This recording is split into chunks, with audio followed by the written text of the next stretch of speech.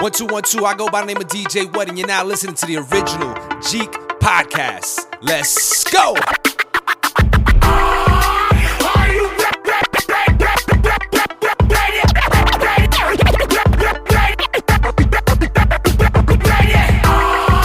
Ready to make an entrance, so backward cut.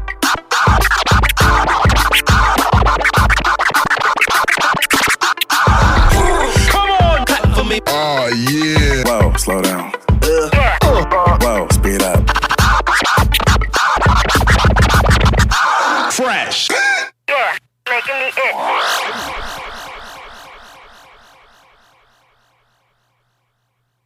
What up, Jeeks? This is your host, the one and only, the supercalifragilistic rockin' Mr. Magic. And we are back with another episode of the original Jeek podcast. I am excited for two reasons. One, we have a guest, first-time guest on this episode. And two, reached the 10th episode of this season. And for you listeners who have been so faithful, it's been tough getting to 10 this season with life out here lifing on a brother. It's been tough, but we here, episode 10, middle of the year, kind of going at a decent pace. So, which is what we promised y'all. We promised y'all we were going to keep being a little bit more consistent with episodes so you listeners are actually getting rewarded. So thank you for continuing to support this show. And without further ado, I'm going to introduce our guest. He is a hip-hop artist, a writer, and the president. He is a audio engineer, and he is the president of his own comic publishing company. Welcome to the show from Annapolis, Maryland, Malcolm McFadden. What's good? Thank you for having me on, bro. No, thank you for coming on.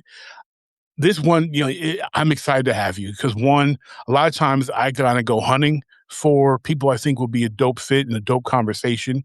You were actually interested to join me, so I'm honored. I'm really honored. The listeners can see a trend. We've had a lot of indie comic book creators coming on the show lately. That's a trend I'm really enjoying. And as a lifelong comic book fan, having creators, people who are passionate and actively being passionate in the field is fantastic. So I am so glad to have you here. So to start, to kind of introduce you and let our listeners kind of get a bit to know about you, we're going to do our interview portion for first-time guests that's called 3 is the Magic Number. 3, that's a magic number. Yes, it is.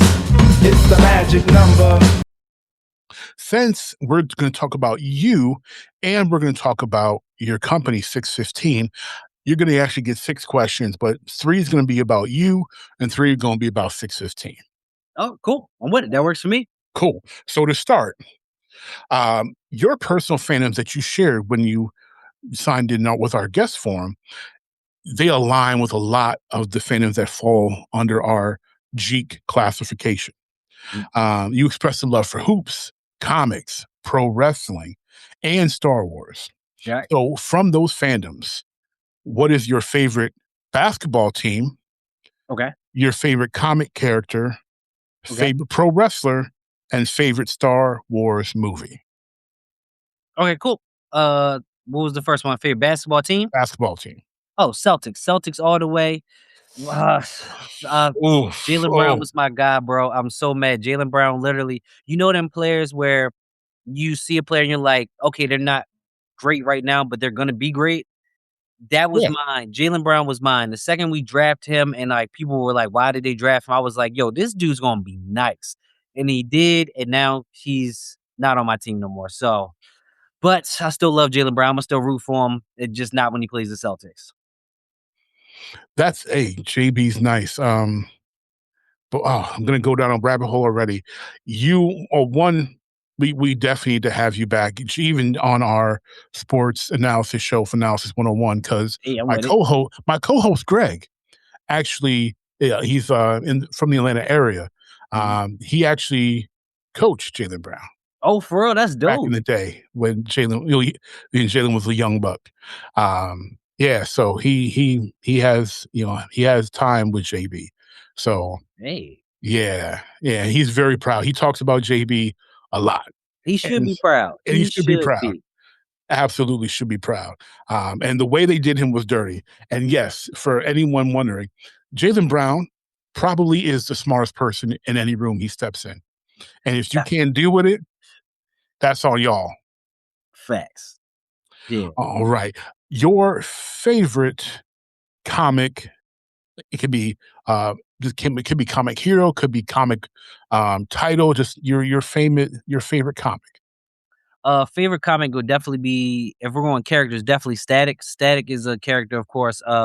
Not just because he's black and he's one of the GOAT black heroes, but he's also a character that very much is like myself. There's very a lot of similarities between him and myself. So, Static will always be my favorite, just because he's dope and I can see myself in him. That's dope. Now I gotta ask you this though. Which version of Static do you identify the most with?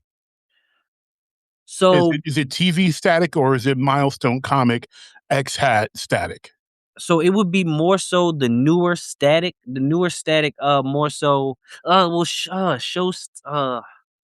All the Statics have that really jokey personality that I have, and we kind of have close to same sense of humor. So Okay. I want. I'm gonna really say the newest Static in the comic books because there's Okay. elements to them that they added that kind of were more similar to me. So I would say the Static from like the newer Milestone comics, like the Earth M season 1, season 2 Static. Nice. Okay. Cool. Static's a fantastic choice, man. Right. I love Static. You That's can't what go wrong with them. You can't go no, wrong with Static. no, you can't go wrong. I mean, yeah, I could we ain't gonna dwell on it. We can do that later.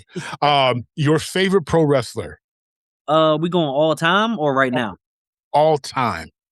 Like if you're picking one wrestler that's got to rep you in the ring, this is your guy no matter what. No, he could be heel, babyface, it don't matter. This is your guy and you're rooting for him. Or I girl. Doesn't could be a woman wrestler. I really can't say my absolute favorite because he's a canceled wrestler that we're all supposed to forget about. Just to give you a clue, his finisher was the CrossFit. Look, you're allowed to say it. It's okay. Ain't gonna hate you for it. Chris Benoit, I know what he Okay. did was horrible. What he did was horrible. I'm not excusing that, but he was my favorite wrestler. His moves, the cross face, the 3 Germans with the headbutt, like he was my favorite. He was one of my favorites. But if I'm gonna keep him out of it, I'm gonna just go with The Rock. If I had to say somebody else, The Rock would have been second on my list. Hey, look, we we grown on this show, and we know that a lot of our favorites and heroes have done some crappy things in life. Right. I tell you, I generally don't get like overly sad when a celebrity dies. Mhm. No more sad than I would for the passing of anyone. Right. When Chris died, I was shocked because one, I loved Chris Benoit. And to give you a little context, I grew up on the mat as a freestyle wrestler. And true. and I had gone to Wild Samoan training center when it was here in Allentown, PA, for a little bit. And I not only did I wrestle, but and did some pro wrestling, but I loved Benoit because as a freestyle wrestler, I have a greater appreciation for technical wrestling. And there are very few wrestlers as good or better technically than Chris Benoit.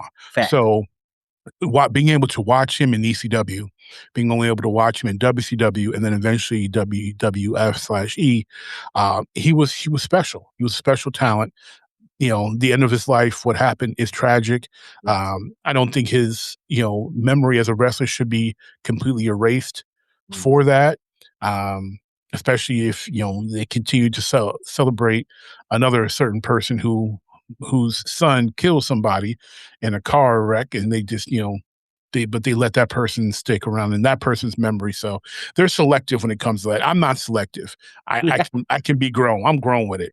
I still talk about positive things about the Cosby Show and what Bill Cosby did because what he did is not what crimes he may or may not have committed. So Right. Chris Benoit is a fantastic choice, and I kudos for that, because Thank you, bro. Thank you. So, if you appreciate wrestling, you should be able to appreciate what he did in the ring. you should. All right, last one, and this is kind of 4 questions in one, so I'm cheating. Star Wars movie, favorite Star Wars movie? Oh, easily. Mine is always going to be Revenge of the Sith. Number 3, that's always going to be my favorite. I know Oh, you sound young now. I've seen all of them, but it's going to be my favorite, bro. That movie Okay. is that the battle at the end, just everything coming to a head. That I just love that. I love all the Star Wars for well, except for the newer ones, but the third one will always be my favorite. Okay. Did you come up on the prequel series? Yeah, so I came up on prequel series, which is The first 3 first 3. episodes. Yeah, Yeah. so when I was growing up, I think I was like maybe 10 or so when the prequels were coming out. So those are the ones, but I didn't see those first. I had older brothers who hit me to Star Wars way before I saw those ones. So well, in a way I grew up on the 70s ones cuz that was what my brothers showed me before we got to those Star Wars movies. And that's why I loved Revenge of the Sith and all those movies so much, because it was like leading up to movies. I'll always love the fact that you got to see what led up to the Dark Vader and everything. Yeah, yeah. Then seeing everything actually come ahead, I love those movies. I think that's why I really liked them as a kid, because it was like you get to see, okay, now we get to see Yoda. We saw him old, and now we get to see him as a badass, still old, but he's jumping around, like just seeing all those Jedis and things that you heard about in those movies. See him in those was dope. No, most definitely. My co-host, who unfortunately hasn't been able to record for a while just because of life, Mhm. he's 5 years younger than me. So he was around your same age in 99 when, Phantom Menace came out. And so the even though he had seen the original trilogy, there's something about that age range that has a lot of nostalgia for the prequel Mhm. series, and I respect it. I get it, because you were a kid, and not only were you a kid, but it was in the theaters for you, and Right. there's a special connection to that you don't have for movies that you had to watch on VHS. Right. You know, um, I came out at the end of the original trilogy, and so like I came up on the original. Nothing could replace that in my heart. But just like how you guys feel about the prequels, and you know that's a good pick, because it was the culmination of that trilogy for y'all, and then it ties the two trilogies together. So Yeah. no, that makes sense. And for you as a storyteller, that makes sense for Yeah. that being a favorite of yours. Yeah, because I always tell my friends we used to get into these arguments all the time about what was the better trilogy. They will always say like the first ones, the Luke and Leia with trilogy was the best one. I'm always like, first off, I think of them all as literally just one big ass story. Like I literally think of them as one big story, and I think that's why I do like the. I'm not gonna say I like the prequel movies more, because I still if I had to choose, like if I went to like my favorites, the next couple would be If you were ranking them objectively, would they go up or down on an objective list? like not just me personally, but what I think is the best movies. Right. Hmm.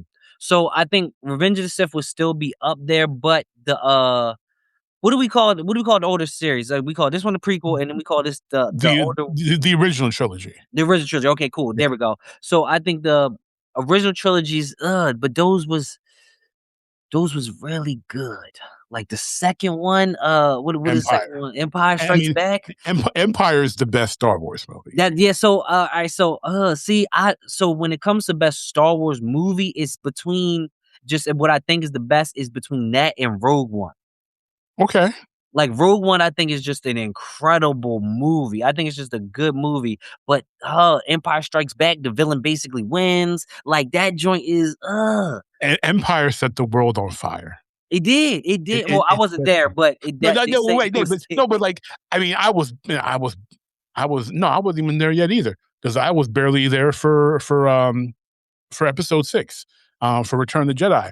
But I can tell you, even though I wasn't even alive yet, it had set the world on fire, and I was just born and the world was still on fire inside fantasy because of Empire. Empire is so it's fantastic. The swerve of Vader being his father, because no, you really didn't see it. Like, they didn't foreshadow it. It wasn't as obvious as people like, oh, it seems so obvious. It wasn't as obvious. It wasn't at all. It wasn't. really wasn't. You said his father died. Like Right. they And- never and- said anything about Vader. And he flat out lied to him, even though he was like, well, I was telling the truth in a way. No, bro, you lied. Right. You lied, Obi-Wan. You lied. You lied to the kid. It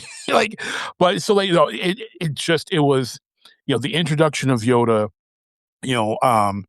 the first fight between Luke and Vader, the hints of the importance of Leia, it just, the ads, like, there's so much, was just an improvement upon what was very good in, people call it A New Hope now, but at first it was just Star Wars before they added the A New Hope part to it. But it took what that foundation was and just built this fantastic house on top of it. And that's me saying this as a Star Trek over Star Wars guy. Empire is a masterpiece. Okay. Empire is a freaking masterpiece. It's so good. But no, Revenge of the Sith is good. Honestly, I'm a bit of a prequel hater, but of the prequels, Revenge, I didn't want to like it because I was so like, I didn't like Phantom Menace. And even though the action was more fun in Attack of the Clones, the story was like kind of weak. And the acting between Hayden Christensen was just like, I don't know about this kid. Right. But then Revenge of the Sith, I was like, I'm probably not gonna like this movie. And then I eventually watched it and I was like, okay, this was better than I thought it was going to be. And they did a really good job wrapping the bow on that. Yeah. But shout out to you for mentioning Rogue One. That's an underrated Star Wars movie in my opinion. It's so good. Now I have a hot take, and I haven't even done my hot take, my wild take of the week yet. So I'm going to do it right now on the show. And since you love this movie, I want to see what you think of my wild take. I don't like the end of Rogue One. Why? I don't like I think the hallway scene should have happened earlier in the film. I don't like why when they did the hallway scene. I don't like it, and I'll explain why. Okay. Yeah. Okay. And part of this this is me because I'm a big continuity person. Mm-hmm. Part of the reason why a lot of the projects that I start and write don't get finished is because I'm such a stickler for accuracy and continuity. I don't like continuity screw ups. So Vader in A New Hope doesn't do a lot of action. And there's a reason for that. It's because he's beat up. When you have that, and also, so that's the first part. And the second part, again, is the continuity part. So if you remember in A New Hope, they board the ship, he's interrogating Leia on the ship, and he's trying to figure out where the plans are. Okay. They don't know where these stolen plans are. And he's like, okay, we got to take her to the Death Star so we can talk to her, interrogate her more, because we're trying to figure out what's going on with these plans. He's got the stormtroopers and the other officers are scouring the ship. They're looking at the escape pods, the escape pod with R2 and C-3PO blasts off. Like, oh, there's no life forms. They're searching frantically for these stolen plans. They don't, and the biggest thing is they don't know where the plans are. They don't know if she actually has them. They're pretty sure she has them. They don't know if she has them. The end of Rogue One, he does the hallway fight, which I ain't no fool, and I'm not a freaking conspiracy theorist or denier. Like, I watched the scene; it looks awesome. So the fight scene part looks great. I think it was a little too much because of how beat up he should be, but we wanted to see this out of Vader. So I let that part slide for the most part. The problem that gets me is the continuity. He does the hallway fight. He gets to the launch port part, like the bay doors open. Somehow he's breathing and there's wind in space flapping his freaking cape. But whatever. I don't know how that's happening in space. I digress. Right. But the thing is, he's watching the ship that Leia is on with the plans, and he knows the plans are on there. He watched them get on and take off. So since it ties directly into A New Hope, it doesn't make sense that they would be chasing and taking over the ship. And where are the plans? You have the plans. I don't have she has no plausible deniability because he watched them take off. So like that completely ruins the beginning of A New Hope when you have him see that. Now, if they could have done the hallway fight scene and not have the dramatic cape blowing in the non-existent wind and not have him see that, and that would be cool. But like it just and I was so cool. I'm telling you, Malcolm, I was so cool with this movie. And in that part, I was like, bruh, come on. You just ruined the beginning of a great movie now, because did he have temporary amnesia in the how long? And like they were right on top of him where they're, gaining on them and gaining and chasing. Like it just, and I don't like the fact that they ruined the start of a great film when you can. And the thing that gets to me about that is you can prevent that. You're writing it. You can prevent that type of continuity error. You know what I'm saying? Like you could have not let this happen. Right. So that's why I don't like it. It's just because it doesn't. I like my stories, even my sci-fi space fantasies. I like them to make some type of sense continuity wise, and that didn't make sense. So that's my wild take. Okay. I don't know how wild it is to you, but that's my wild take because I don't like the end because of that. When you first said it was wild, but when you explain it, it's not. And I don't have only rebuttal I have is to the him beating up part is because in the comics he is supposed to be beaten up, but in the comics he does way crazier stuff than that hallway scene around that same time. So like in the movie wise, not everybody reads the Star Wars comics. So like in the movie wise, yeah, I definitely get that. But in the comics, he be going crazy in the comics as Vader, and it's supposed to be beaten up, and it's kind of like showing how strong he is with the Force. So that's my only pushback to that. But I never thought and about that's part of the reason why I was cool with it for the most part, because like I think I think they could have hinted at it a little bit more, like he's broken down, but when he taps into the Force, he can he still do these amazing things. And if they'd have tapped into that a little bit more, I mean, I know Rogue One wasn't about him, so they didn't have a lot of time to do it. But if they could have done that, I think that would have really made that scene even better, because then he's really harnessing the Force a lot to make this happen. So, right. All right, we went really long on that one question.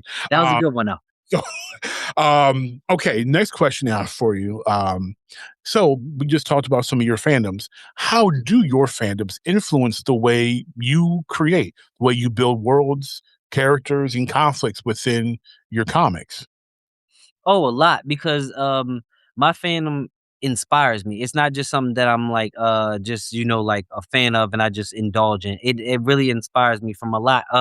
Even Hoops inspires me because Hoops has always inspired me, just the competition aspect of it, the working as a team aspect of it. Like those things, especially growing up. I always played basketball, I played in high school. I would have played in college if I kept my love of it up. But I played a lot of team sports. So when those, like, now working with teams and creating comics and stuff like that, I'm really good with like working with other people and finding other people's strength, because in basketball, that's what you gotta do, especially if you're picking people up, especially playing pickup. You gotta shoot around with some people you don't even know, and you gotta find some good in what they do and then use that for your team. So, and also with like Star Wars and like more and even wrestling, the storytelling inspires me, especially wrestling. Wrestling has when it's done good, it has great storyline, has great build-ups. heel turns, how you see somebody turn from being that baby face to a heel. Those inspire me because you can do those same aspects inside of a comic book. You can easily do that. Like showing like let's for an example right now, Sami Zayn, how Mm-hmm. he was now how he did what they're doing with him is kind of actually pretty cool. Like now he looks like he was that good guy. He did everything the right way, and now he started doing things the wrong way, got the title, but it still got taken from him. Now he's ready, just ready to be his villain origin story right here. He's ready to super crash out.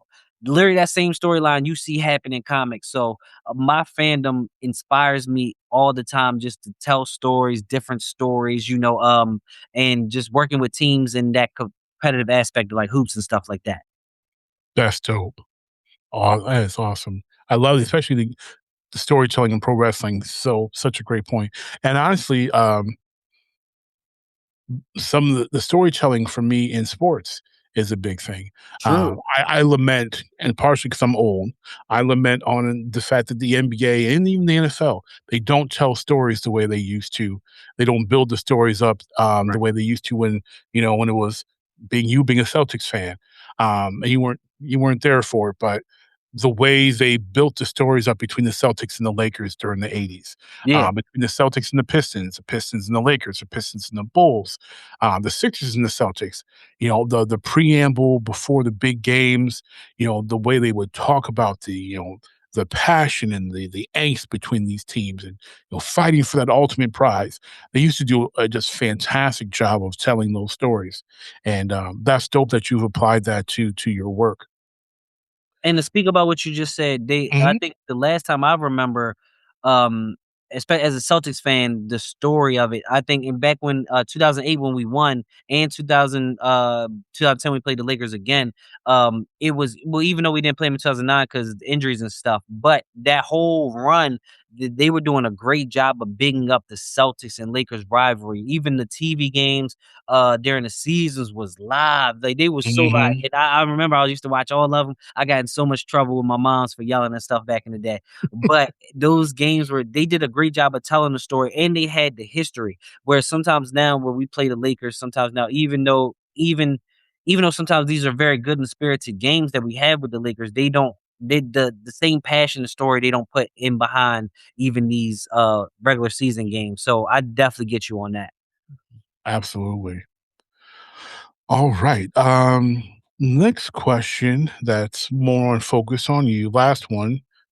You are active in a space where the possibility, or whether you have the possibility, well, not just a possibility, but what's the best way to phrase this?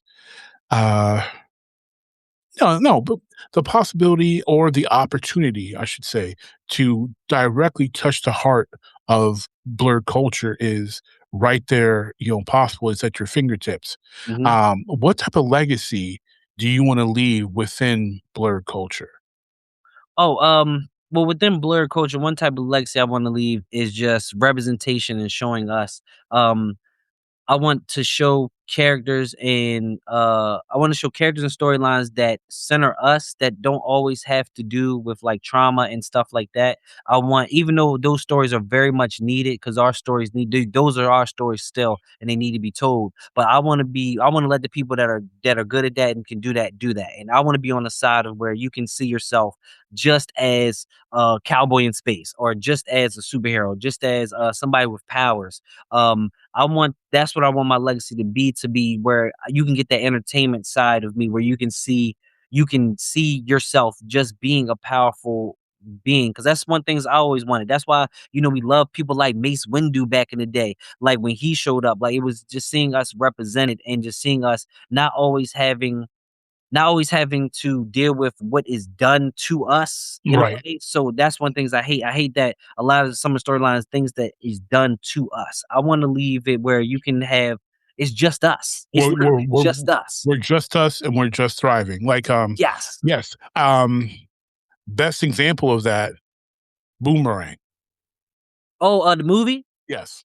Oh, with Eddie Murphy? Yeah. Yeah, yeah, yeah. Oh, It's that's a it's great movie. it's the best, and and getting. I'm showing my age here. You're probably too young to remember, but when that movie came out, um, critics said it was unrealistic because there weren't white people, Everybody was black executives. You know, everybody that was important was black. There weren't any white people of power to make decisions. The founding, Miss Eloise, black woman, Mm, you know, Eddie's character, black executive, Robin Gibbons, black executive, yeah, Halle Berry, black artist. Everybody's character, even if they weren't like an executive, it was just black people being black in the corporate world and didn't have to be constantly surrounded by white folk. And people were like, "Oh, that's unrealistic." No, it's real. It's realistic, and we didn't have to be in trauma or dealing with any terrible pain. We were just be able to exist and thrive. You know, right. and I love it when people go for that boomerang. Example. I always tie it to boomerang, but it's just there's so much of that in the push right now with a lot of Afrofuturism in comics and in fiction writing is fantastic, and I love where we're going with that and just existing and in worlds and being able to just be without having to deal with all the other, like you said, stuff that is being told wonderfully by people who are meant to tell it. But we Yes. all don't have to tell that story. We can tell different black stories that don't have to be trauma based. Exactly, exactly. And also one that I always use is Martin. Martin from the 90s was always my favorite show because like the only thing they actually really they joked about race from time to time, but the only time that actually had anything actually do with race was when he got pulled over by that cop, and it was Hmm. because he actually did a rolling stop. So it was like Martin himself was trying to make that about race, but it was really just comedy. And that's what I loved about Martin. It was literally just a show about comedy. It was more so about relationships and everything like that. But if you think about that's the same way, like literally it showed, Gina in her position at her job where she was in marketing, and then Martin who's at the radio station, Tommy ain't have no job. Pam worked with Gina, and then Cole worked at the airport. Yep. So it literally showed like all people from all around that were just black that just were from different backgrounds, and they just happen to be friends and they just happen to joke on each other all the time. So Martin is one of those shows I definitely equate to that. Boomerang is funny that you said that. I love Boomerang, and I never thought about that. I never thought that there were no white people in that movie.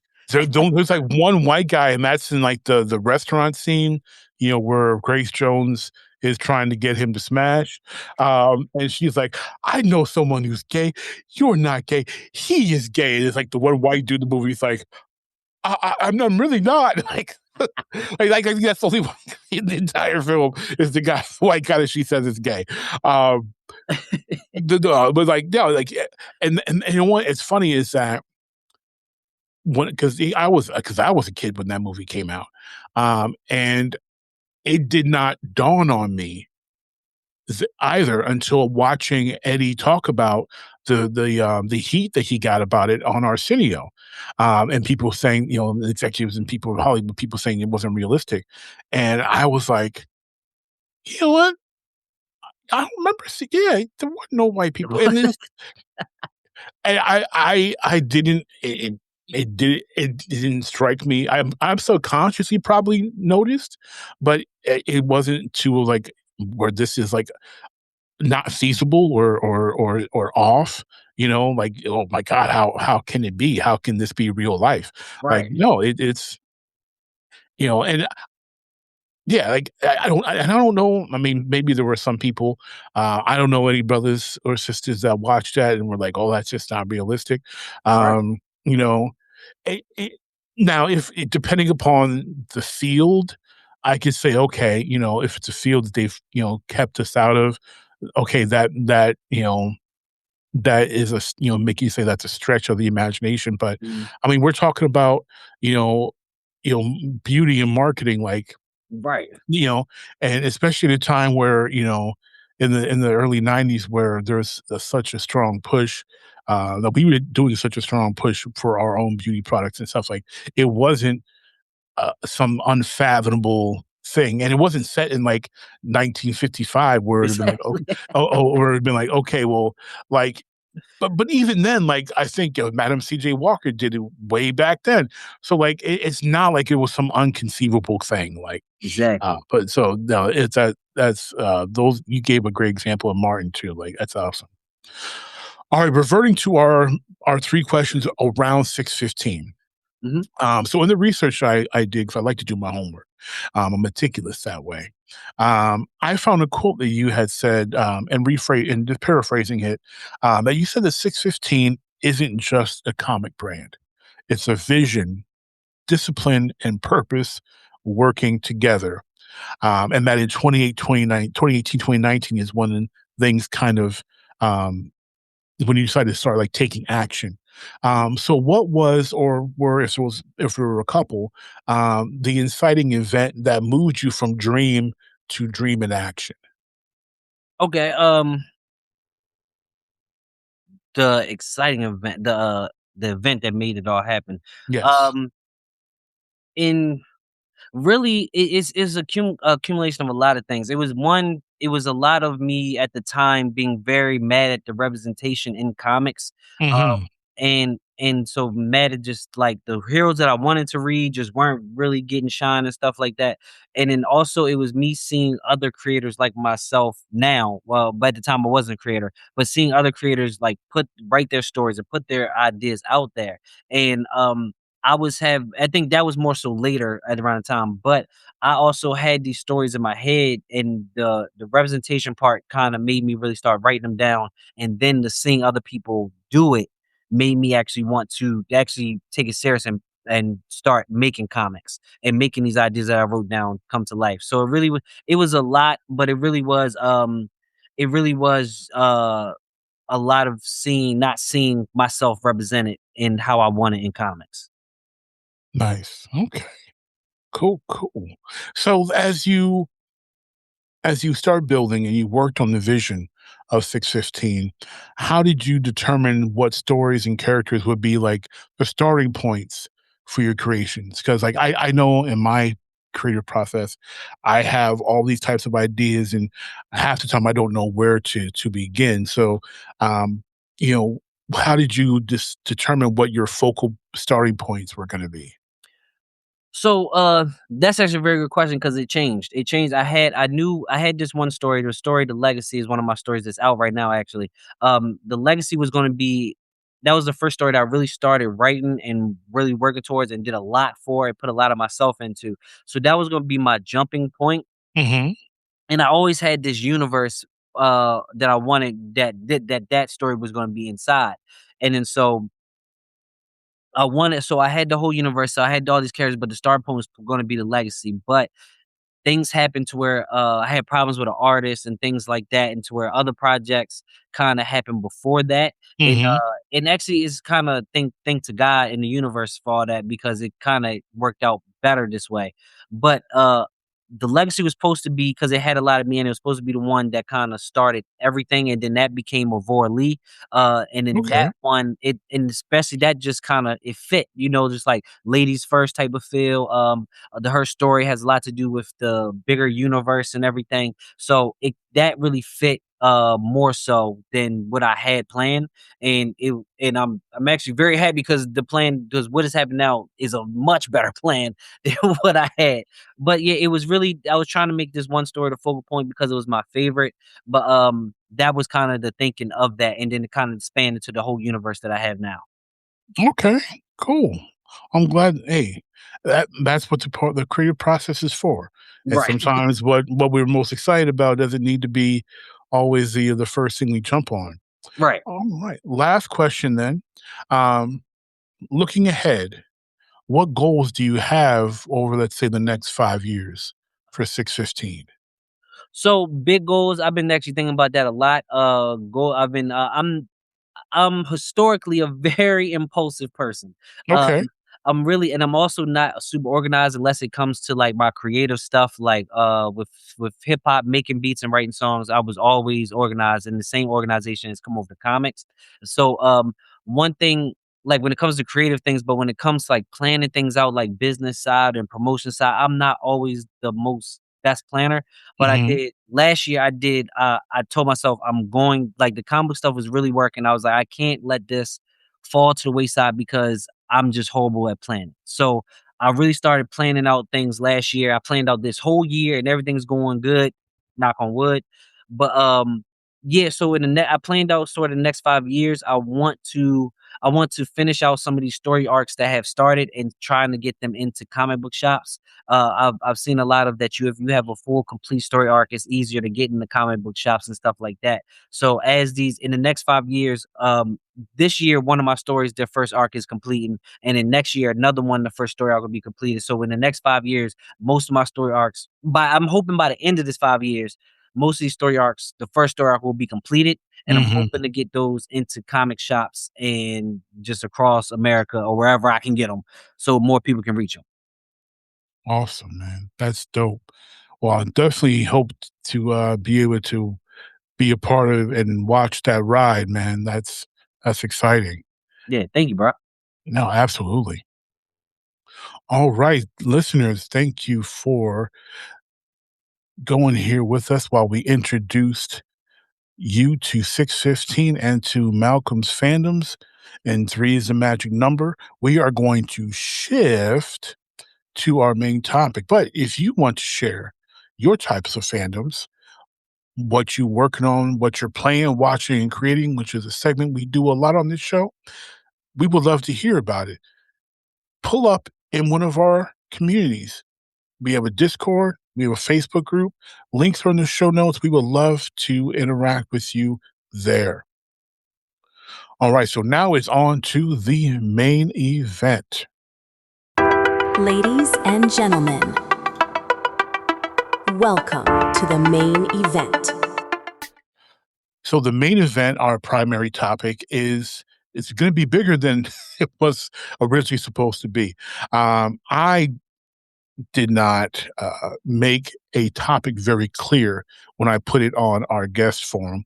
And then I realized when Malcolm selected this topic that I was like, oh, it's clear in my head because I know in my head what I mean when I say basketball draft.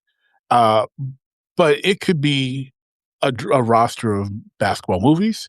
It could be a roster of basketball players from basketball movies. And since I failed to clarify that, we're doing both.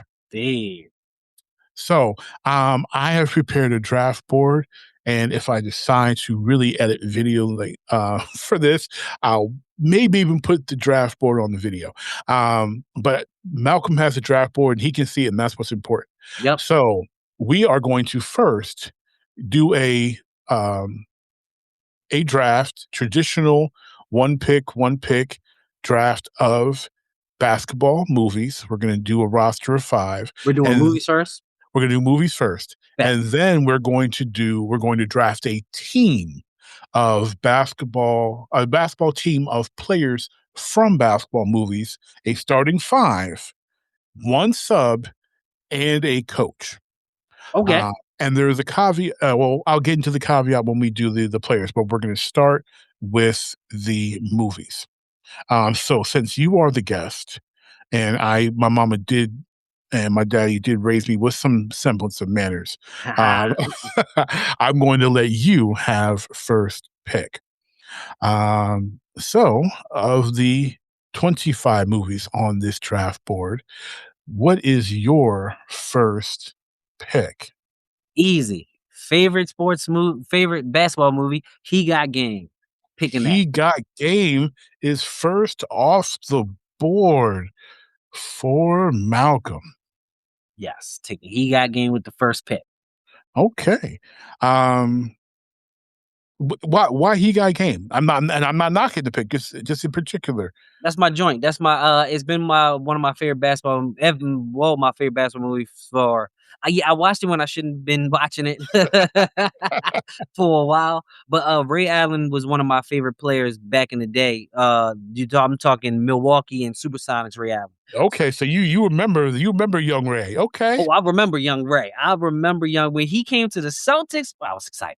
So he he was one of my favorites. So that movie, seeing him in that movie, of course, and the movie was like a father and son movie with Denzel, and Denzel was always my favorite. And it also was a Spike movie, which I was a huge Spike fan before I even knew I was a Spike fan. So Okay.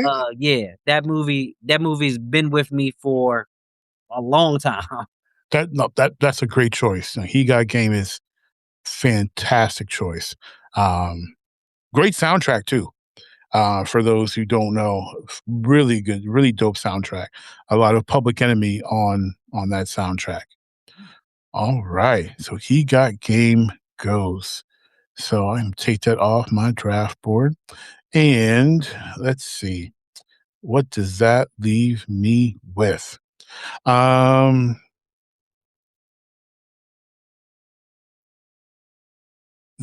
Okay, so the movie I have to take is the only documentary on this list.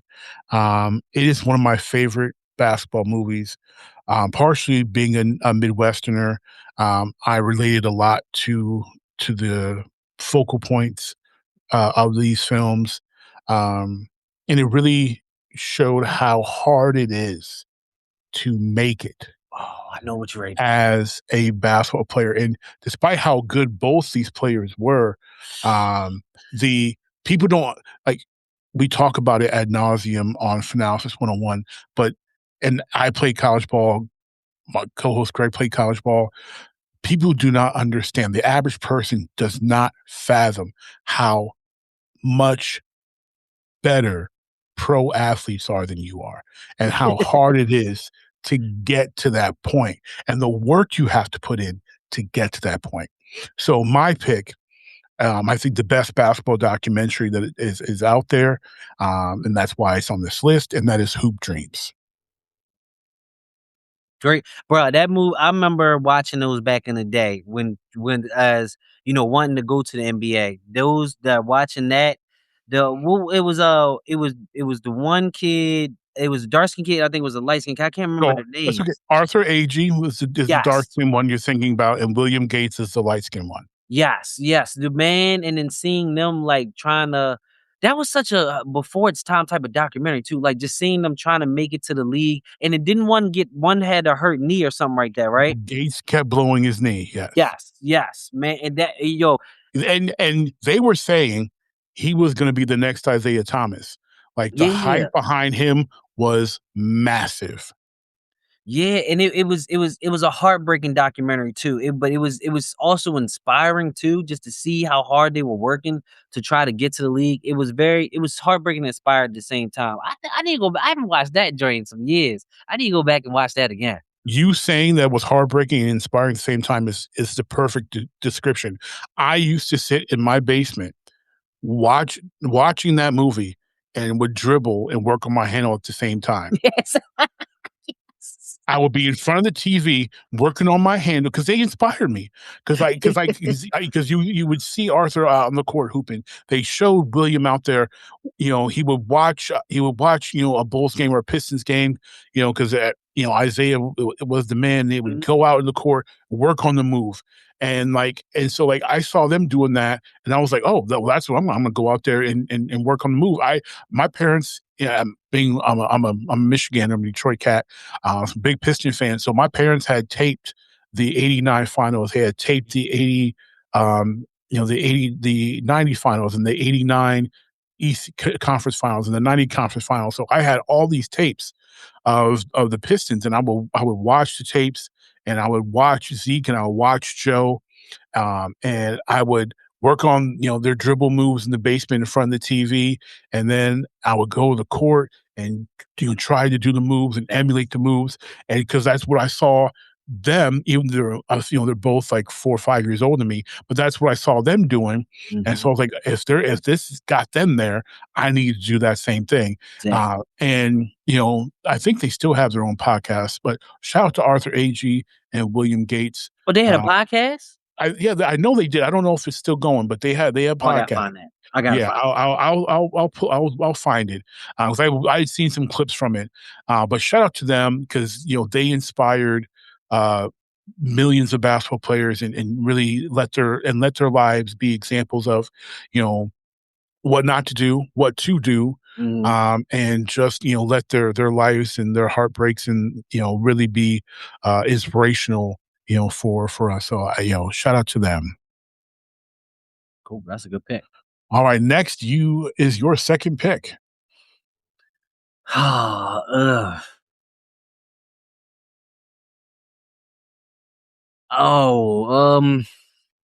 It's two of them. I'm gonna go with White Man Can't Jump. Okay. White Man Can't Jump. Okay. Now, for the listeners, when I put White Men Can't Jump on this list, I ain't talking about that rehash garbage. That was. I haven't even seen that. I couldn't last more than 20 minutes. It's terrible. It's bad. So yeah, I'm talking about Woody Harrelson, Wesley Snipes, Yes. Rosie Perez. That's Yes. what we talking about. That's what we're talking about. Yeah, Sidney Dean. That's what we talking about. That's right, Sidney Dean, and yeah. So White Man Can't Jump, so good, so good. What's your favorite part of White Man Can't Jump? White Man Can't Jump. You can't hear Jimmy.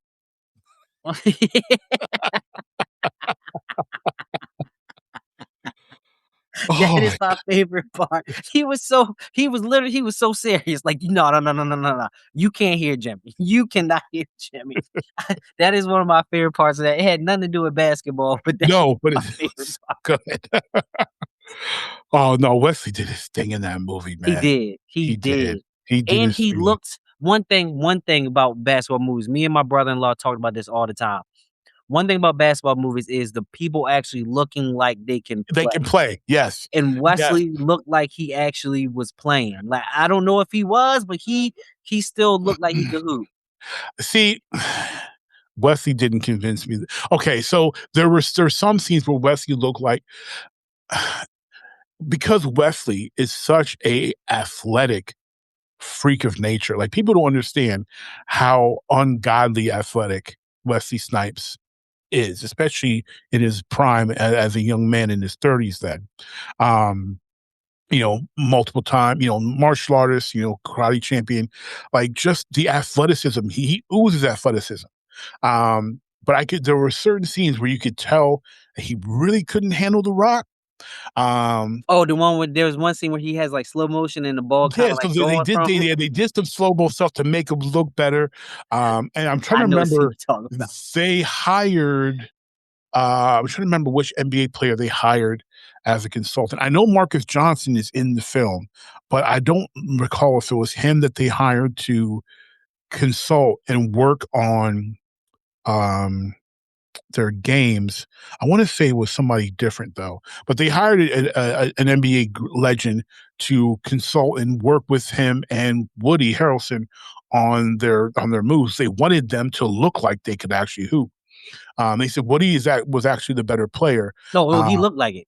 Woody looked like a white guy that literally just shows up at the court, and with the shot and everything, he literally looked like. Well, I've seen people that literally play exactly like that. Yes. Oh, absolutely. And one thing that was really, you could tell that Woody could hoop was, and this is just the analyst in me, spacing. You could tell that Woody naturally understood spacing in basketball, and the way they had it, you could tell that Wesley not so much, but his athleticism allows him to get away with it on camera, because he's just so hyper athletic. But yeah, there was a couple scenes where it's like, oh, okay, yeah, Wesley can't dribble, but other than that, he looked amazing. And they did a great job having them against people who can hoop. Who can really hoop. Because, Marcus Johnson, multiple times, he can really hoop. And the star of my next pick was in White Men Can't Jump, and he's somebody who could hoop, and he was a member of the Knicks for a short period of time. And that is the former husband of Gina in real life, Dwayne Martin, star of Above the Rim, Above the Rim. That was my next pick. my man Kyle Lee Watson. Above the Rim might be, and this is something that I definitely want to have like. This is something that's going to be like a live stream once I can set a schedule to live stream again. This is a live stream argument type of debate conversation because I think Above the Rim should be argued for the best basketball movie. To me, it has all the earmarks to have a argument as the best basketball movie, and starting with the fact that the star can actually hoop. And you can see when you watch him play, it's like, okay, this guy hooped. This guy is an actual basketball player, on top of being an actor. And the cast, fantastic. Pac, Leon, Wood Harrison, his very first role, which is fantastic. Bernie Mac, Marlon Wayans. Star-studded cast. Yeah, star-studded cast. Star-studded. And the best soundtrack of any movie on this list on top of it. Well, I mean, you had to.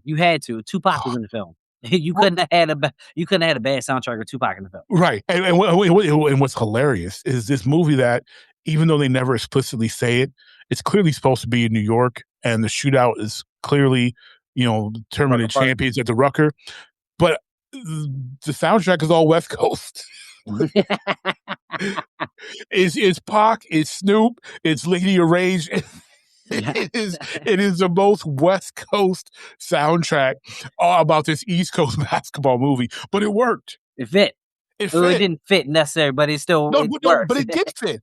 It fit. Like regulators, like no one saw it. Like nobody, especially at that time, it was just so dope, and no one was like, there's no boom bap. Right. All this, there's no Cool G rap. There's no Wu-Tang on here. There's no KRS-One. There's no East Coast, nothing. But it didn't matter. It was so dope. It fit the film, like, and of course, Pac being in it helped, and having a couple tracks on there helped. But it was like it was perfect. Above the Rim to me, hands down, maybe the best basketball movie ever. Yeah, I don't know what I would argue against it. I would have to think about it. I think I would maybe try to argue He Got Game, since that's my favorite, but I don't know, as a basketball movie, I don't know if that beats Above the Rim. For me personally, it's my favorite, but I don't know if that beats Above the Rim. It's tough. It's tough. We're gonna have to get some hoop heads on and hash it out. Yeah, I'm definitely thinking about that. All right, your number 3 pick.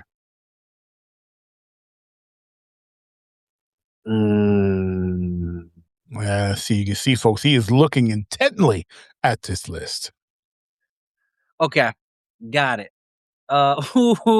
One I really want to pick, but it just for me being a Celtic fan, I want to pick it, but it's not one of my tops. So I'm gonna say Coach Carter, easily. Samuel Jackson, Coach Carter.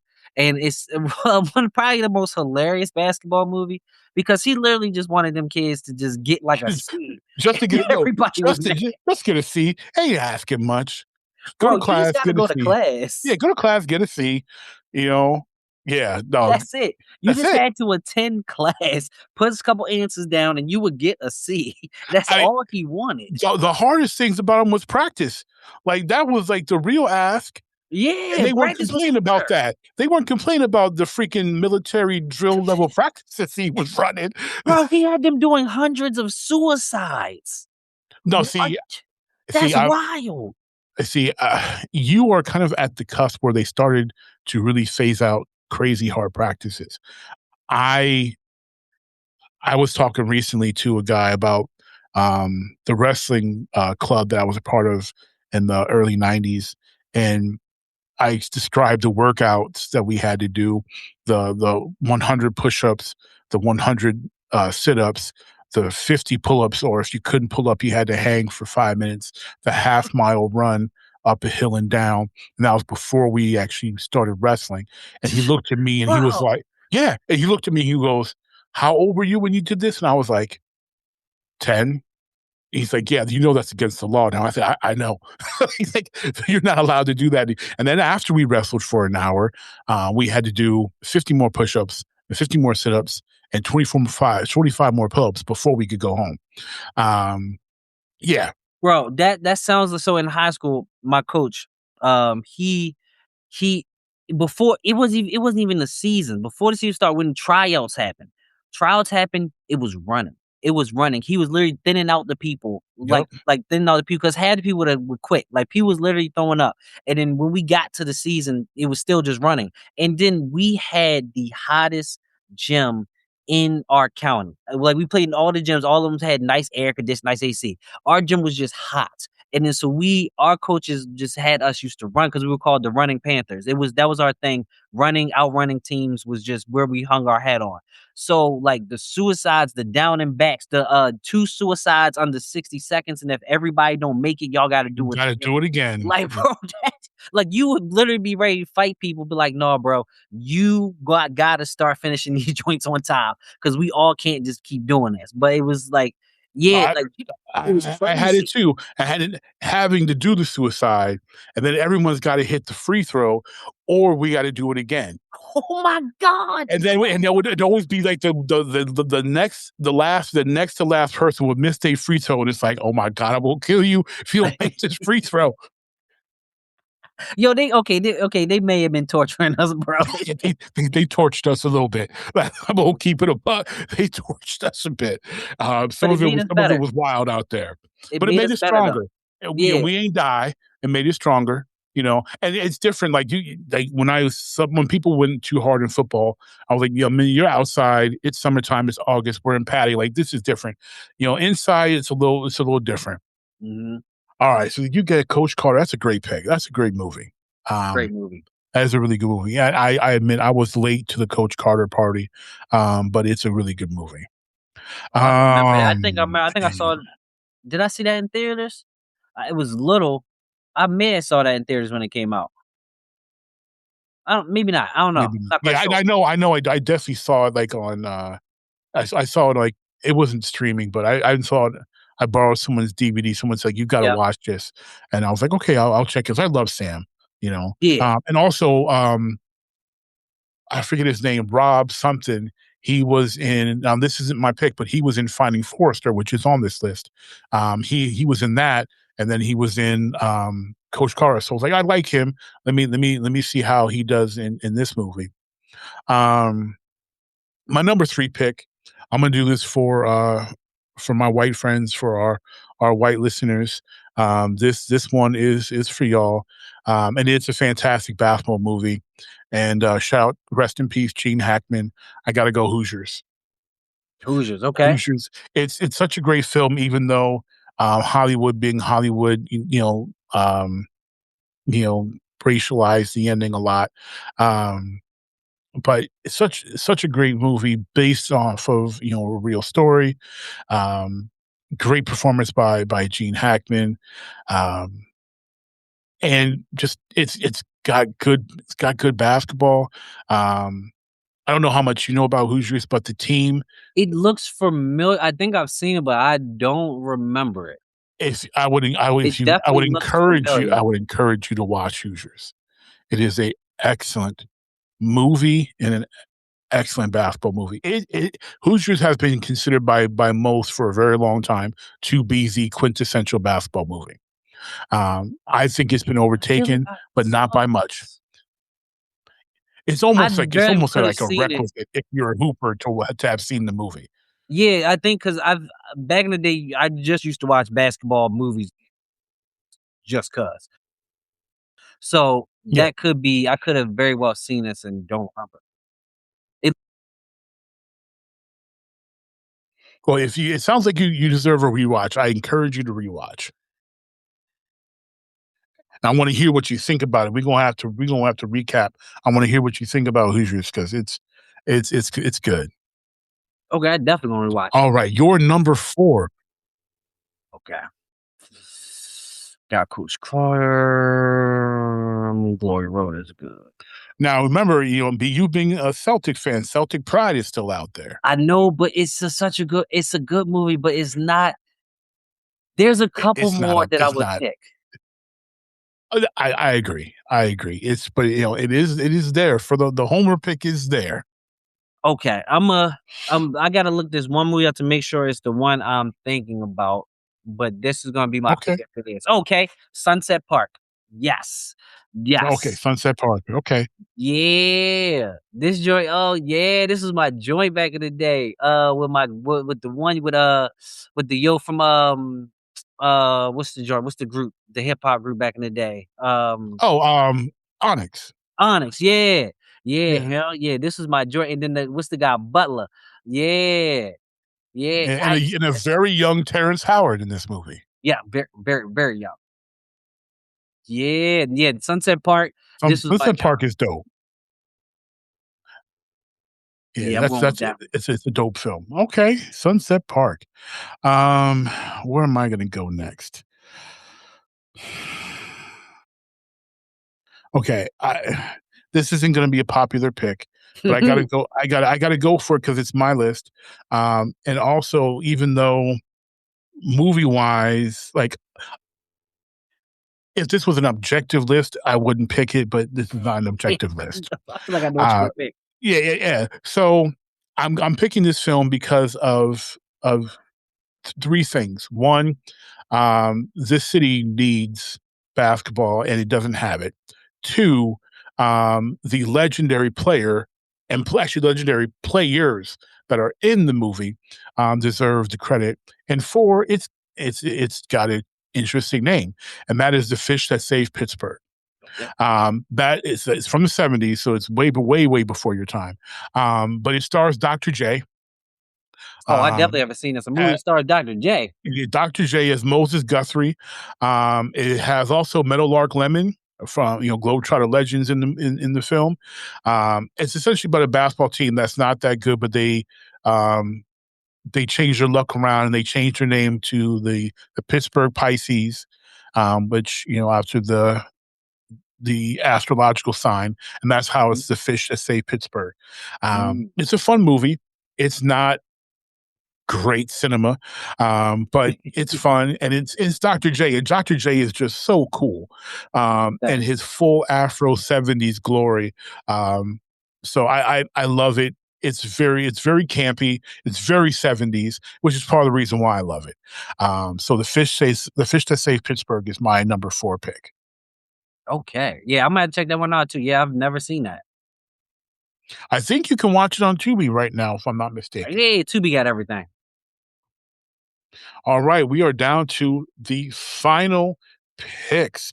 So just as a recap for anyone listening, Malcolm's picks for the movie draft is He Got Game, White Men Can't Jump, Coach Carter, and Sunset Park. While I have your host, RockinMrMagic, here has Hoop Dreams, Above the Rim, Hoosiers, and the Fish That Saved Pittsburgh. Okay. So Malcolm will give us his number 5. Now, while he's thinking, still on this list, listeners, is Love and Basketball, Space Jam, Blue Chips, Glory Road, Semi-Pro, Thunderstruck, Like Mike, Eddie, Crossover, and others. Hold up. Is Crossover that street ball movie? That's a horrible movie. It's a horrible film. It's terrible. Look, man. I love Anthony Mackie, man, but he could not act like he could hoop. Oh, I'm so mad because I remember that. I remember seeing all the. I was a huge fan of street ball. I remember seeing Hot Sauce, and I was like, "Oh, Hot Sauce in this movie! I'm gonna go see this movie." That movie was back in the day. It was bad. I don't even want to rewatch it. No, don't do that. Why torture yourself? The movie's terrible. It's a terrible movie, man. It is so bad. All right, so I'm definitely not picking that. I'm going to go with Glory Road was. I watched that so many times. I don't even know why. It just such. It's a great film. It didn't. I think it really inspired me, like just the coach and everything, and them like playing. And they lost. I believe they lost that last game or whatever, right? Or did they win that one? Is that the movie where they lost the last game? To Kentucky? Yeah. I believe, yeah. I don't think, they didn't win that national championship, I don't think. I'm gonna say Glory Road. I'm gonna go Glory Road as my last one. Okay, that's a great pick. Great Yeah. pick. I mean, and you talk about a cast, Derek Luke, really, really good cast. Good film. Really good film. Yeah, it was. Yeah, that one was really good. Yeah, that and the sports scenes, like the montages, were actually really good too. Like those scenes, like with them just punishing teams, was pretty good. I was the best scene in that movie to me, and they purposely did this, and they did a great job. Do you remember like the first play of the game? Their big man Latimer dunked like on the whole squad, Kentucky's whole team. That's what happened in the real game, and that was like the coach's plan was to intimidate by having Latimer just impose himself and dunk really hard, and they recreated that dunk beautifully. Oh, okay. I didn't know they recreated that. Yeah, they recreated that dunk beautifully. It looks so good, and when you look at it compared to the original, it's like wow. They did shout out to Disney and the director and everybody that made Glory Road, because they did that moment particularly complete artistic and recreationally justice. It's fantastic. It's a fantastic shot, and it looks just like it did in real life. Okay, that's dope. Yeah, it is a really cool tidbit fact about that film. All right, Glory Road, great choice. You're leaving me now with my final pick. And there's really not a whole lot of good stuff to choose from. Like the top of basketball movies are really good, and then there's not a whole lot of good in the middle, and then the rest is like, ugh. Oh man. I am going to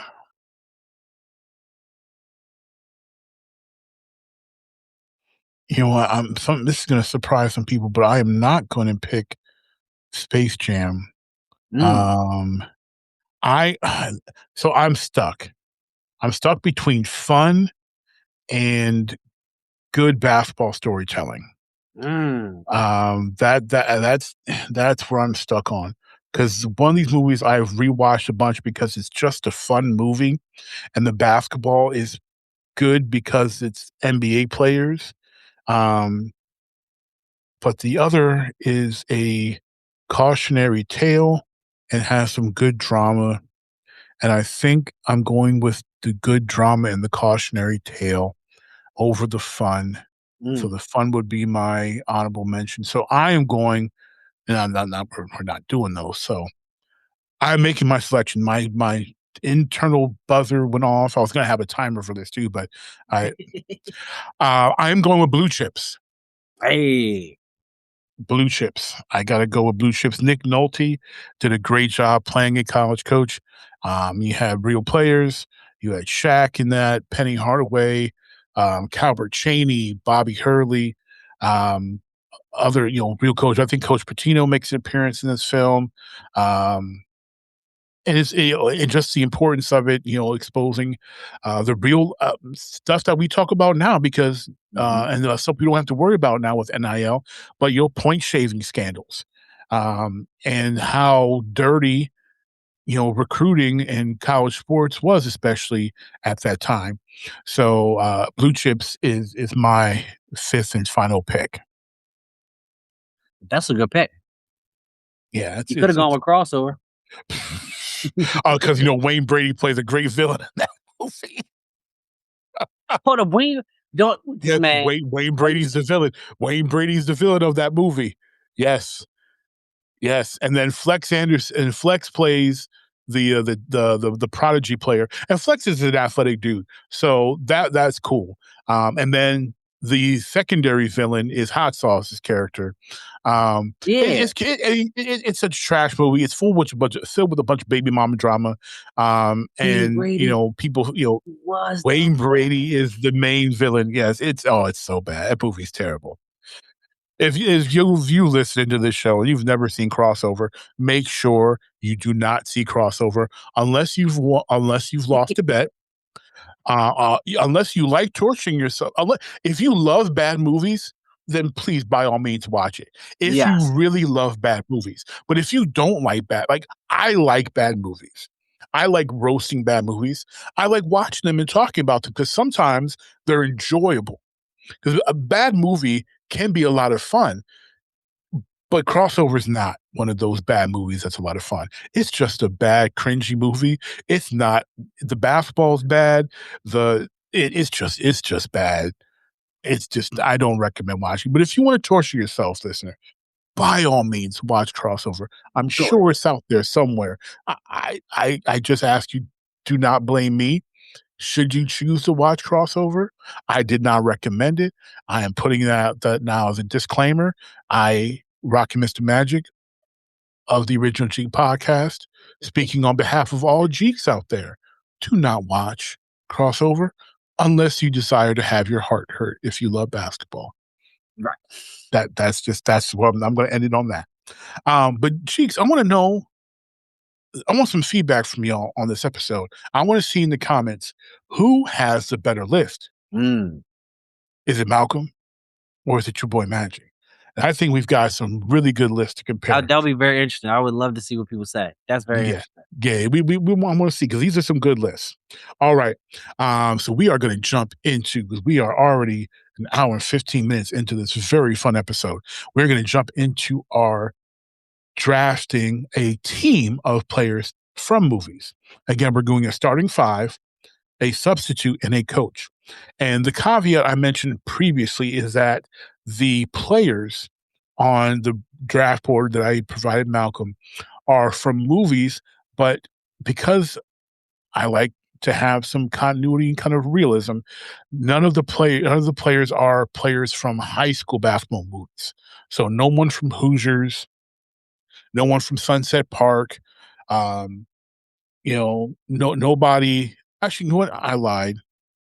Well, okay, so there are a couple that go to college, so Jesus Shuttlesworth is that's in what this I was looking at. because we're going to college. So some of them kind of become college players, like Kyle Watson from above the rim. He ends the game, he's playing college. So there's a couple that have that crossover from high school into college, but most of these are either college players or pro players within the movie worlds. So, I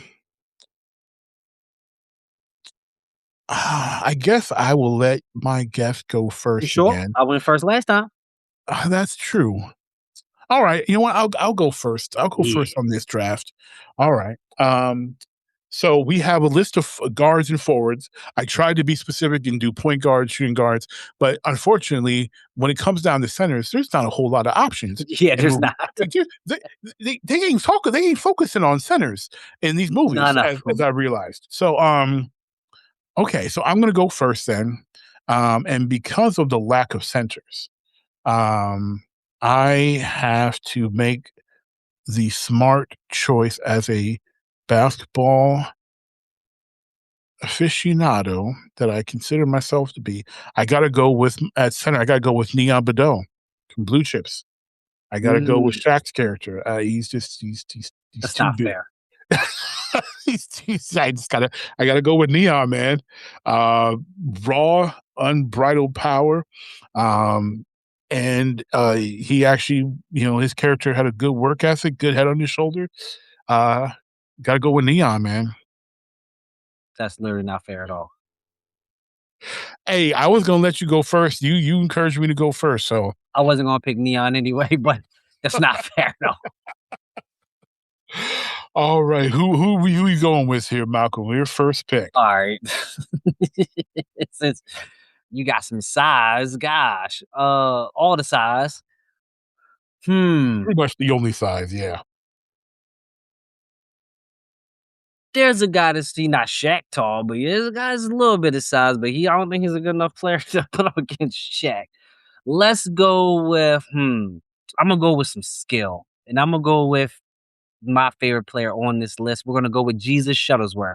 I need some shooting. I need some ball handling, a playmaker, a wing player. I'm gonna go with Jesus. You can't go wrong with Jesus. So I'm guessing you're putting Jesus at your 2? Yes. Okay. Jesus at the 2. All right. You're my guest, and I love you for being here. I'm gonna have to kill you on this one. I'm sorry, I got to do it. I got to make my team fit the way I play, the way I coach, and I like to dominate. So I have to go with that forward. I am drafting the man who scored like 45 points in 5 minutes, doing it with a busted lip and some corduroy pants. No. I got to go with Tommy Shepard. God dang it. Ah. Go with Tommy Shepard, man. So I lost because that guy was just putting up numbers. Tommy Shepard, man. You can't go wrong with Shep hooping on the top of a roof. Now, By himself. Look, I've played a lot of basketball in my 40 plus years of life. And I was a guest on two friends of the pod, oh my God, I almost said the name of their show. Shout out to Darren and Chris. They have a really great podcast where they talk about movies and soundtracks. And we talked about Above the Rim when they came as a guest on this show. And they're from New York. And I was like, look, y'all ever hooped on the roof? And they were like, yeah, but it's caged in. And I'm like, that's what I'm saying. Like, if you airball, you miss a shot, the ball's gone. Gone. Like, why is him and Nutso playing in this open air court on the roof? That didn't make no type of sense to me. But yeah, Tommy Shepard, man, that man don't miss.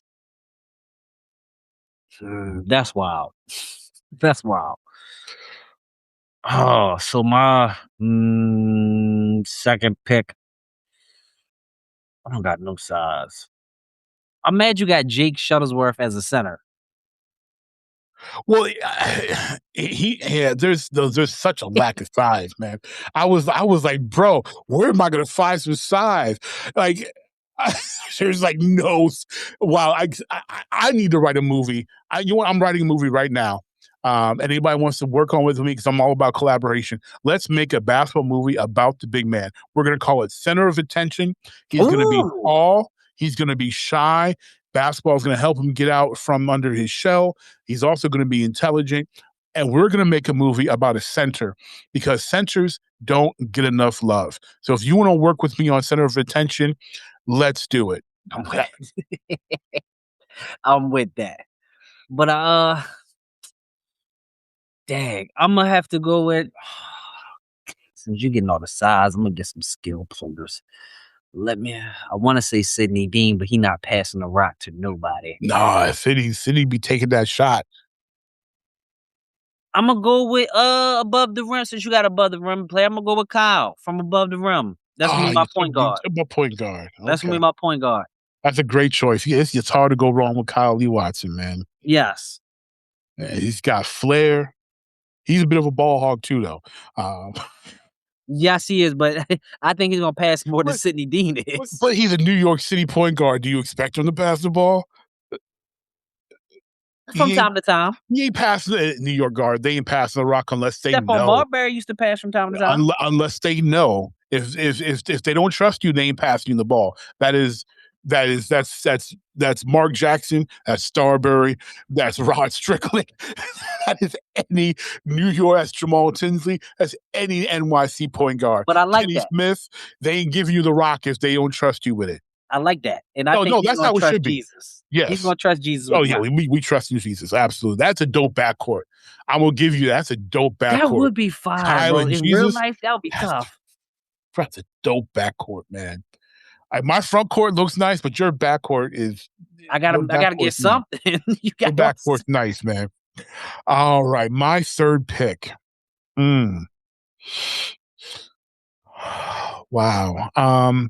You took who I think is probably the best point guard on here. So I need to combat that. And my coaching style and my style of play is very point guard driven. But I need wisdom with my point guard. I am going to take. Oh, this is tough because I do like a tall point, though. I got to go to combat Kyle and add some additional flash. I got to go with Uncle Drew. Good one. Uncle Drew's got to be my point. Good one. Young fella. Hey, young fella. I need that.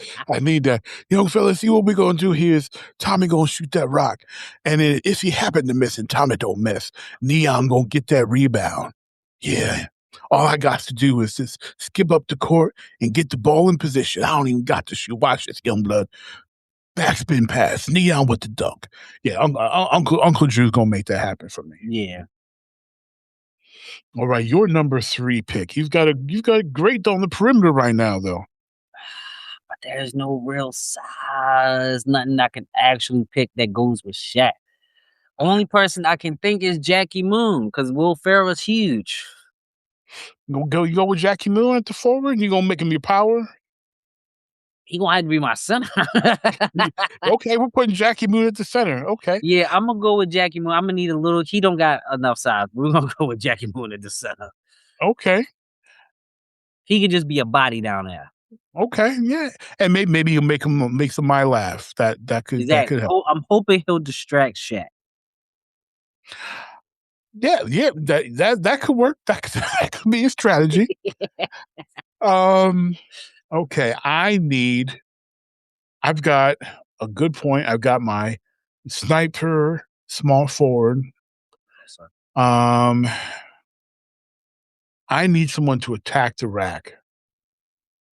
And nobody does it with the flair and style of the Dr. Julius Erving. So I'm choosing Moses Guthrie as my other forward. Good one. Uncle Drew. See, Uncle Drew here. I've known Moses since 1975, and yeah, we used to hustle back in the day, back here in the Rucker. how we got our money. We wasn't slinging drugs. I was slinging dimes up in here, and Moses put it down. Yeah, Moses Guthrie is my forward. Now I'm going to be nice. I'm leaving a player here who's virtually magical to kind of give you some height and maybe combat my massive front line that I have for you. So there's one player I'm not going to touch. I'm going to leave him here, and maybe you'll take him. You're all right. Magical with size? He's magical. You look over your draft board. I'm gonna quickly, if I can, let me see. I think I know what you're talking about. I'm going to do a little bit of a YouTube search here because there's one player. He's magical, and he did something magical in his movie, and that's why he's on this list. Plus, he's also tall. Are you talking about Matthew Lockhart from Heaven is a Playground? No, but he's good. Yeah. I don't know what you're talking about that's magical. Maybe I haven't seen this. Oh no, you've seen it. You've seen it. I am. And they're tall? And he's tall. He's tall. All right, let me do this. Let's see. Let me share my screen. Hold on. Are you talking about the guy from above the rim that that passed it to himself? Yes, That's you are. number 52. Here we go. Boom! There he is. He's on the board. I left him for you. It's your board. It's your decision. But I left him for you. because number 52 can get rebounds, throw one left-handed outlet passes to himself, and catch it for a 360. Who else can be that magical? But number 52 for the Birdman. That's wild. We don't know his name. No matter. He's number 52 for the Birdman. I saw that, and then when I saw number 52 Birdman, I was like, hold on. Does he mean that yo from the clip? I'm not going to take him. I'm not going to take him. He's magical. He's a magical street ball legend. But you ain't never seen him dribble. That's true. But we don't got to dribble. You just need some height, man. Because Neon's gonna eat up Jackie Moon, no matter how funny he is. Sure. But I'm gonna go with what do I have right now? I have Kyle, Jesus, and Jack. Okay, this is just my recommendation. Now you don't gotta follow it. If you don't go with our magical player, you need height. I do. I would go. I don't know if you've seen this movie because it's not good. But I would go with Saleh from The Air Up There. See, yeah, I've never seen that. I was looking at that name. So The Air Up There is a Kevin Bacon basketball movie where he goes to Africa and finds this tall brother who happens to be God's gift to basketball, and he's like, what's the best player to compare him to? A skinny Sean Kemp. A skinny Sean Kemp. Skinny Sean Kemp. Oh, I'm taking him. I don't know. We don't even got to talk about that. Skinny Sean Kemp. I'm taking him. Skinny Sean Kemp. Saleh, yeah. I gotta watch this movie. This looks very interesting. it is. It's not very good, but it's cute. It's a cute, basketball movie. But he's athletic, tall. That's some height there. Okay, I'll take that. And I gotta watch this movie. It looks interesting. Maybe low key, a little bit racist. It looks like, but it's got the white. Yeah, it's got its problems. I mean, it's got some issues. But we still love Kevin Bacon around here. He didn't write the movie, right? All right, I'll take him with my fourth pick. Okay, my fourth pick. Kyle getting the ball to him. Yeah. Okay, your team's starting to pan out a bit. I need somebody. I like to be flashy, but I like good players, but I like flash. I like flair. I like attitude. I'm a Detroit cat. I'm a bad boy Pistons fan. We exude that. And one of my favorite basketball players being Dennis Rodman, like to dress up as a woman. So my next pick likes to dress up as a woman. I am picking Jamal Jeffries from Jawada Man as my shooting guard. He was the best player for the men's league and became the best player in the women's league. Jamal Jeffries. He said my favorite player is Dennis Rodman, and he liked to dress up. Where do you think they got the movie from, man? That movie ain't no original thought. They're like, what if Dennis Rodman could shoot and decide to play in the WNBA? That's what that movie is. Oh my God. Good thing that never happened. Dennis Rodman would have tortured them women. Oh my God. Could you imagine the trolling that he would have did? He did the troll he did in the NBA. Think about the trolling he would have did. He would have been arrested for assault. You can't tap no girl on the butt like that, like he was doing to Alonzo on them. He was virtually sexually harassing dudes on the court. Man, that wouldn't have been allowed. That wouldn't have happened. And the stuff they were saying that Dennis would do, like the little pinching of you to the sides and all that. Could you imagine what he would do? I watched him do it firsthand. I stole half the stuff. And only, again, I preface half because the other half was suspect, and I wasn't doing that out of not wanting to get beat up, and also just like I ain't doing that. Yes, and you would do that in the park, you would get swung on. Yeah, like I'll play mind games with you, but I ain't rubbing up on you and nothing like that, or telling you smell good. Like that's a line too far. Dennis, I'll leave that for Dennis. But yeah, Jamal Jeffries, man. Jamal Jeffries in his universe, he's that dude, man. He is that dude. And sometimes that's it.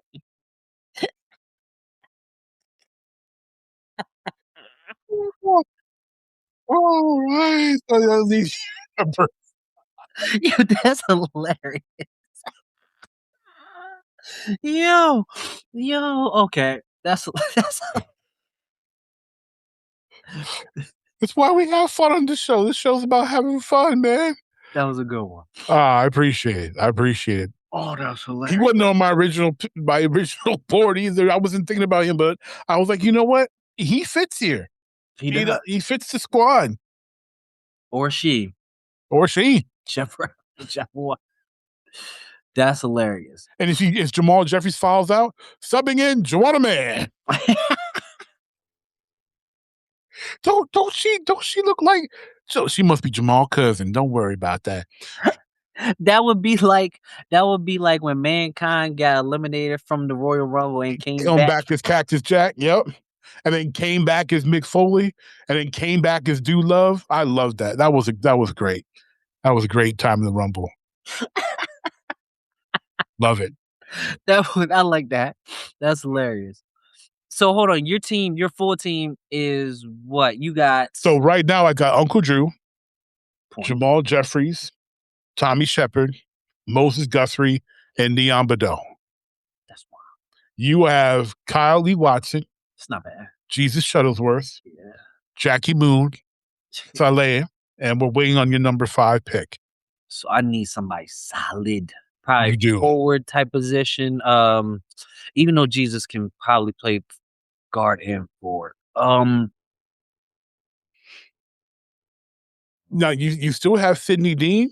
You still got Billy. You still got Billy from White Man Kim. Still got Billy Hoyle. You still got him. I still got Tech. You got Tech from Crossover. You got Tech. So listeners, here's some of the other options.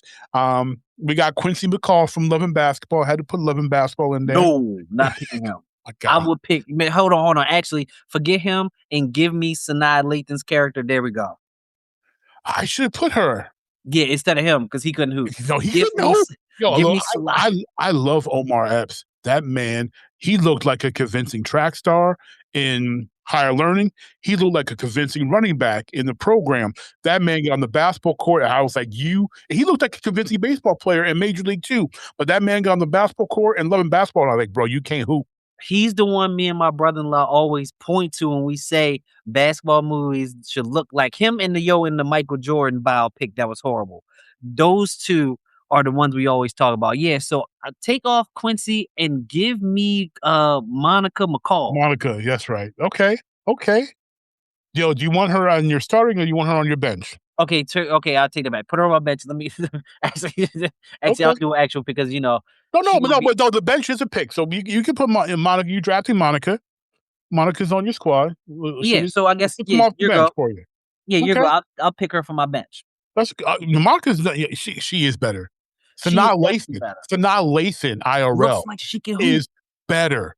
Can she really hoop? I don't know, but I definitely can tell you if she played Omar 1-on-1 for real, she beat him. Oh, for real? That really happened? No, I don't know if it did, but the way they moved, the way they looked, she looked like she could tear him up. She looked like she hooped. She literally looked like before acting, she was like I think she did hoop a little bit. But you can tell, Omar don't look like he can play at all. She had the mannerisms of a hooper. Like, she just looked like a hooper. She did. She was the convincing basketball part of that movie. The only convincing basketball part of that movie. Half the reason I don't like that movie, besides the fact the relationship is insanely toxic, and I said that when it first came out, I was turned off by the fact that I was like, oh, Omar cannot play. He doesn't look like, you can't convince me that this guy can play basketball. He could barely freaking dribble between the legs and make it look convincing. I was like, bruh. Yeah, you should have got a stunt double for those parts, bro. Absolutely. Okay, that was your number 5. So we have 2 picks left.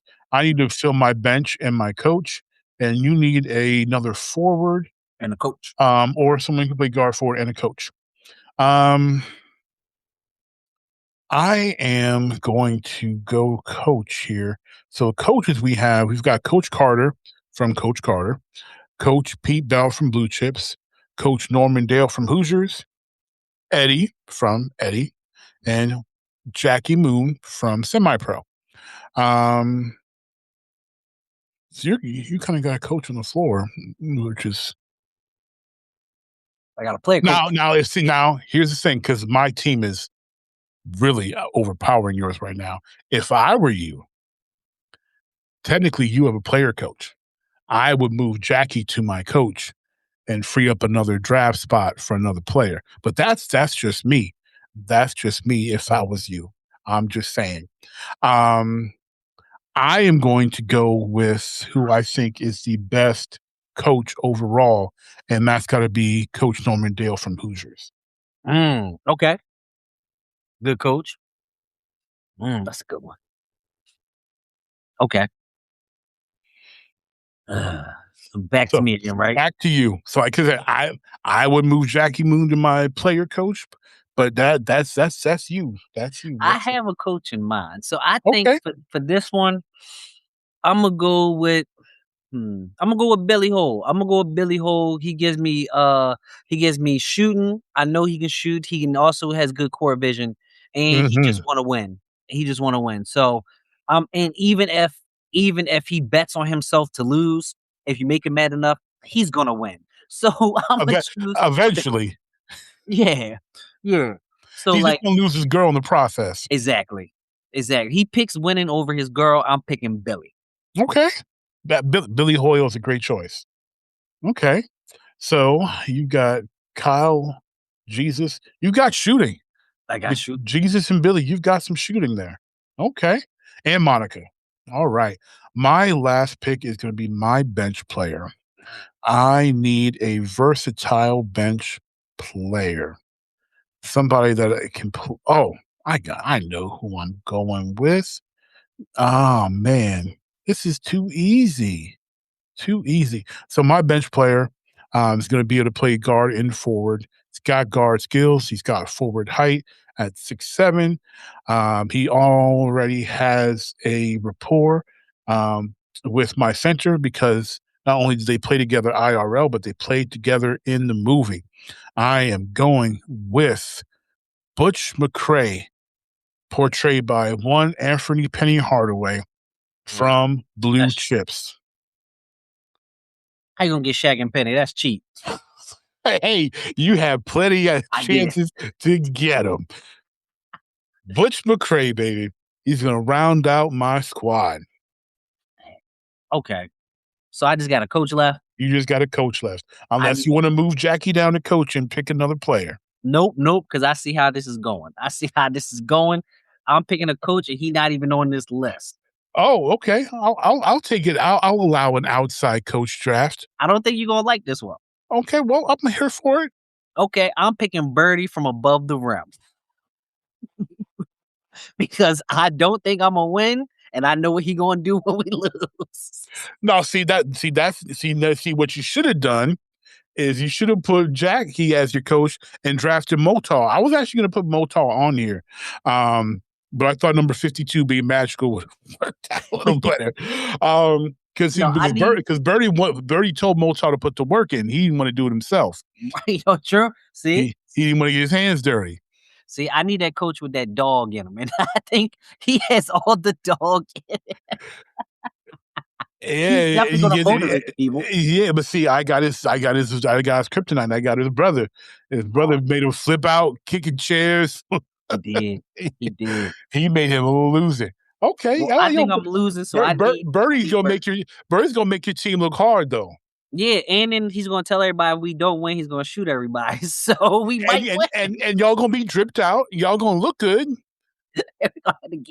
And after the game, you'll go back to his little club. His little club which looked like a freaking townhouse. I never thought about that. Bruh, I said that, and for those who this is a repeat. So I would encourage you listeners to go listen to our Above the Rim episode where we had Chris and Darren on, where we talked about Above the Rim, because it looks like a townhouse. The downstairs looks like a big living room, and then they go upstairs to that special place. He's going up a regular flight of stairs. It's carpeted.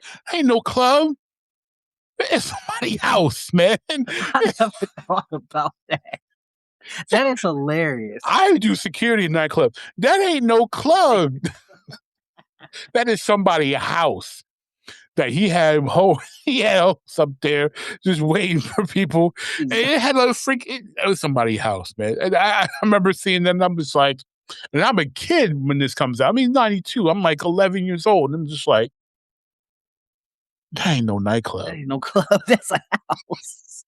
And all my cousins are older than me, and a couple times they stumped me in the clubs. Sorry.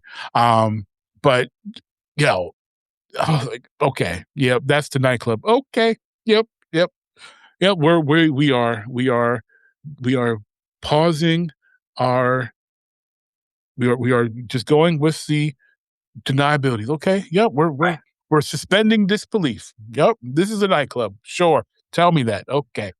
Maybe Okay, it was Birdie. his nightclub. Maybe it was really a house that he turned into a nightclub for him and his peoples. I suppose that's what we're going with because it's sure look like a townhouse. Yeah. All right. So, second part to this is going to be who has the better drafted team. I think we all know who drafted the better team here.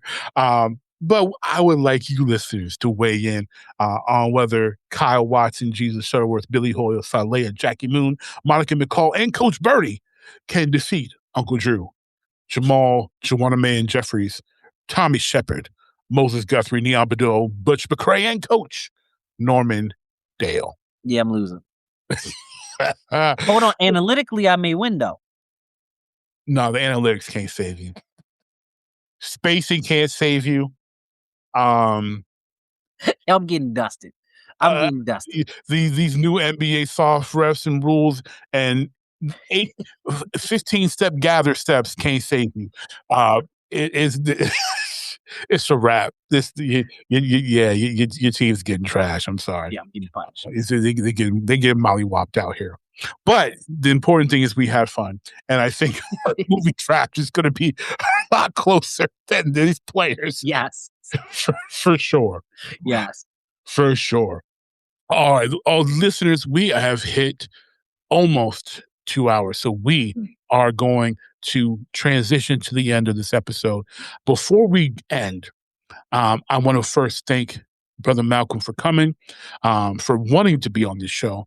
I had a fantastic time. I hope you did too. Oh, I did. And before you go, please share with our listeners where they can find you and 615 Comics and any of your books or projects or Kickstarters that's currently active. Let them know where they can find you, and then we will also have that in the show notes.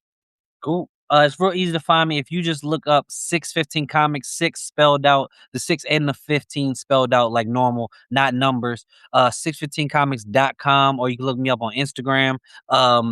If you go to my Instagram, that pretty much takes you to everything I do. I have a Kickstarter running right now for my comic book story, Subject Zero, issues 1 through 3 is available on Kickstarter right now. Like I said, if you go to my Instagram, that pretty much, there's a link tree in my bio on Instagram, and it literally takes you to everything I want you to go to. So if you just find me on Instagram, 615 Comics, just follow me. I follow back most people. If you just post pictures of your own self and just your face, I'm probably not gonna follow you. But you can, but I do try to follow everybody back. So 615 Comics, that's where you can find me. Awesome. Well, Jeeks, that is going to do it for this episode of the original Jeek podcast. I am your host, RockinMrMagic. He is my wonderful guest, Malcolm, and we want to thank you for listening. This show cannot be done without you who continue to support this show by rating, reviewing, sharing on your podcasting app's of choice. You can find us on Apple, Spotify, Castbox, Good Pods, a personal favorite of mine, and by continuing to do so wherever you listen, it really helps other Jeeks find us. So when you're done listening, join Jeek Nation communities on Facebook, our Jeek Nation Discord, and again, all links will be in the show description. Or you can just search Jeek Nation and come hang out. And if you can't find us for some crazy reason, email us at jeeknation@gmail.com or message us on Facebook at Jeek Nation. And until next time, peace. Peace.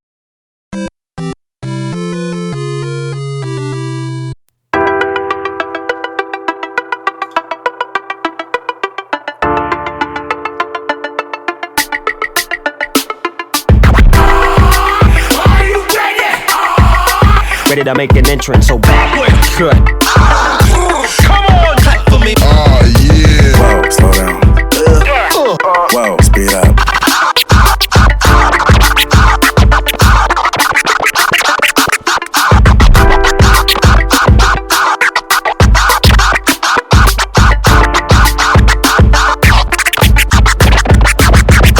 This is DJ What, and you're listening to the original Jeek podcast.